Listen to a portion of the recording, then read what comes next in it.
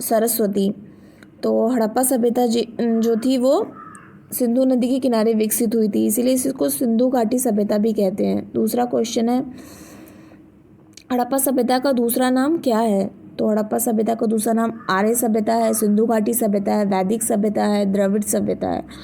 तो हड़प्पा सभ्यता का दूसरा नाम सिंधु घाटी सभ्यता, क्योंकि सिंधु नदी के किनारे जो है वो खोजी गई थी और जो पहला शहर खोजा गया था वो हड़प्पा था, इसीलिए इसको हड़प्पा सभ्यता भी कहते हैं। तीसरा प्रश्न है, हड़प्पा सभ्यता का प्रमुख नगर कौन सा था? ऑप्शंस हैं मोहनजोदड़ो, काशी, पाटलिपुत्र, दिल्ली। तो हड़प्पा सभ्यता का जो प्रमुख नगर है वो मोहनजोदड़ो है। ये इकलौता ऐसा नगर है जो अपने जो कम जो है ध्वस्त अवस्था में मिला है। बाकी सारे शहर जो है ज़्यादातर नष्ट हो चुके हैं, लेकिन हड़प्पा सभ्यता अपने पूर्ण स्वरूप में खुदाई में मिला हुआ है और ये काफ़ी बड़ा भी है आकार में।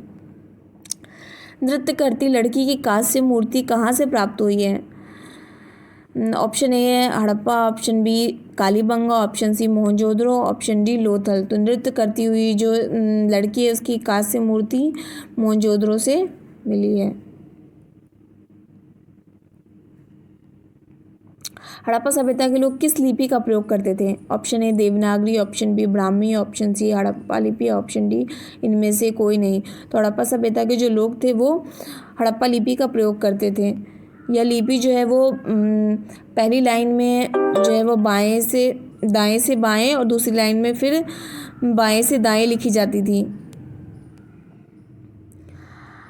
सिंधु घाटी सभ्यता के लोगों का प्रमुख व्यवसाय कौन सा था? शिकार, व्यापार और कुटीर उद्योग, कृषि और अध्यापन। तो सिंधु सभ्यता के लोगों का प्रमुख व्यवसाय जो कृषि था, इनकी अर्थव्यवस्था कृषि पर आधारित थी, लेकिन ये विदेशों में और देश के अंदर भी बहुत सारा व्यापार करते थे। लोथल किस चीज़ के लिए प्रसिद्ध है?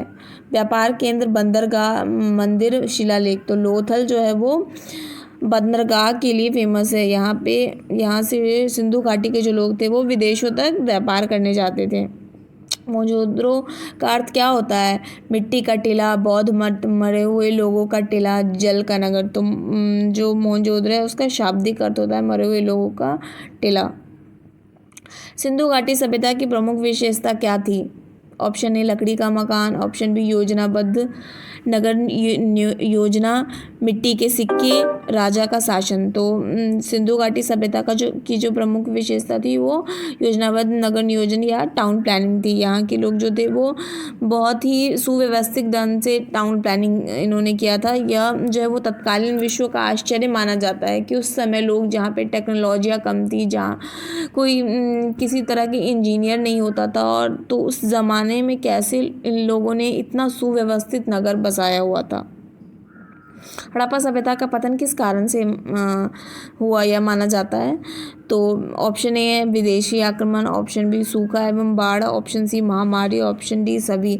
तो हड़प्पा सभ्यता का जो पतन है विदेशी आक्रमण की वजह से भी हुआ था। कुछ विद्वानों ने ये भी माना, कुछ विद्वान मानते हैं कि सूखा एवं बाढ़ की वजह से हड़प्पा सभ्यता का पतन हुआ, और कुछ विद्वान ये भी मानते हैं कि महामारी के कारण हड़प्पा सभ्यता का पतन हुआ। तो इसका जो सही ऑप्शन होगा वो होगा ऑप्शन डी सभी। 11वां प्रश्न है, सिंधु सभ्यता का सामाजिक जीवन कैसा था? ऑप्शन ए वर्ण व्यवस्था आधारित था, ऑप्शन बी पुरुष प्रधान था, ऑप्शन सी समतावादी और शहरी था, ऑप्शन डी जंगली जीवन था।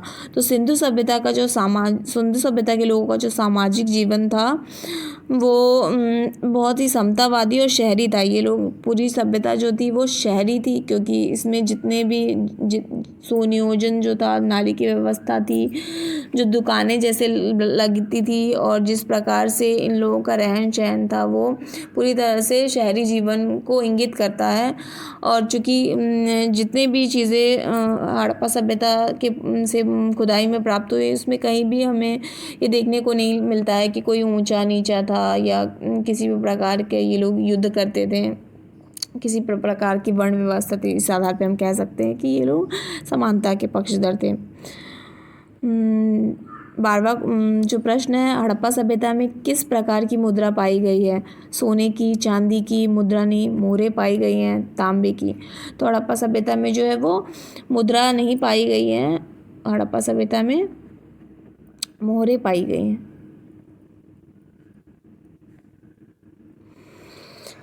सिंधु घाटी सभ्यता में पाए जाने वाले स्नानागार को क्या कहते हैं? राजसभा, पूजा स्थल, महान स्नानागार या विशाल स्नानागार। ऑप्शन डी आम जलाशय। तो सिंधु घाटी सभ्यता में पाए जाने वाले स्नानघर को कहते थे महान स्नानागार या विशाल स्नानागार। इसका जो प्रयोग था वो अनुष्ठानिक स्नान के समय पे किया जाता था। जब कोई ओकेज़न आता था इस प्रकार में तो उसका प्रयोग किया जाता था। ये जो है वो बहुत बड़ा आश्चर्य है विशाल स्नानागार। इसमें गंदे पानी को निकलने की व्यवस्था होती थी और साफ पानी जो है वो उसको भी विशाल स्नानागार के अंदर, जो कि काफ़ी गहरा था, उसके अंदर लाने की भी व्यवस्था थी। उत्तर और दक्षिण की तरफ से जो सीढ़ियाँ थी स्नानागार में उतरने के लिए। तो इस प्रकार चलिए हम अगले प्रश्न की ओर चलते हैं। हड़प्पा सभ्यता का खोज किस वर्ष हड़प्पा सभ्यता की खोज किस वर्ष हुई थी? जो 1901 में, 1921 में, 1930 में, 1947 में। तो हड़प्पा सभ्यता, हालांकि हड़प्पा सभ्यता की जो खोज है वो 1831 से शुरू हो गए थे, जब लाहौर से कराची तक रेलवे लाइन बिछाई गई थी। लेकिन जो पहला शहर है हड़प्पा सभ्यता को, उसको प्रॉपर वे में दयाराम सैनी ने 1921 ईस्वी में खोजा गया था, जिसका नाम था हड़प्पा। पशुपति महादेव की छवि किस पर मिलती है? कांस्य मूर्ति, मोहर, चित्र, ताम्रपत्र। तो पशुपति महादेव की जो छवि है वो मोहर पे मिलती है। कैसा मोहर मिला है? जिसमें एक व्यक्ति है जो योग की अवस्था में है और उसकी तुलना पशुपति महादेव से करते हैं। सिंधु घाटी सभ्यता के लोग किस धातु से परिचित नहीं थे? तांबा, कांसा, लोहा, चांदी। तो सिंधु सभ्यता के जो लोग थे वो तांबा के भी प्रमाण मिलते हैं, कांसे के भी बर्तन मिले, चांदी का भी मिला है, लेकिन लोहा खुदाई में कहीं से भी हमें प्राप्त नहीं हुआ है। इस आधार पर हम कह सकते हैं कि सिंधु सभ्यता के लोग लोहा से परिचित नहीं थे। कालीबंगा किस राज्य में स्थित है? तो कालीबंगा जो है एक हड़प्पा कालीन शहर है, वो हमारे गुजरात में स्थित है, पंजाब में स्थित है, राजस्थान में स्थित है, हरियाणा में। तो कालीबंगा जो है वो राजस्थान में स्थित है। हड़प्पा सभ्यता के लोग किस जानवर को पूजते थे? हाथी, गाय, बैल, एक सींग वाला बैल। तो हड़प्पा सभ्यता के जो बहुत सारी मोहरें मिली है उसमें एक सींग वाला बैल जो है वो उसका चित्र है। तो इस आधार पे हम कहते हैं कि हड़प्पा सभ्यता के लोग शायद एक सींग वाले बैलों की पूजा करते थे। सिंधु घाटी सभ्यता का प्रमुख अनाज कौन सा था? जौ, चावल, मक्का, मूंगफली। तो सिंधु घाटी सभ्यता का जो प्रमुख अनाज था वो जौ था।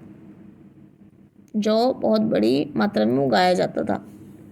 हालांकि कालीबंगा से चावल की भी साक्ष्य मिले है, लेकिन चावल सीमित मात्रा में उगाया जाता था। सबसे प्रमुख अनाज जौ था।